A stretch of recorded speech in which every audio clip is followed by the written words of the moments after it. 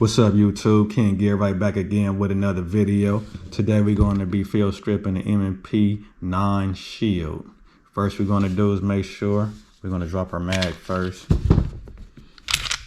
Make sure everything is clear. Chamber's clear. Mag clear. We're going to load the magazine.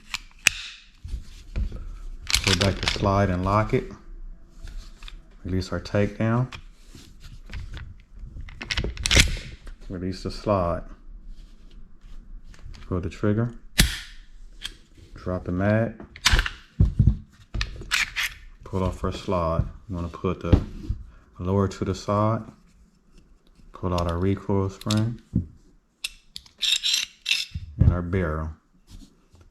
When cleaning, we want to make sure that we lubricate all the metal parts with heat friction that. As you can see, still nice and clean.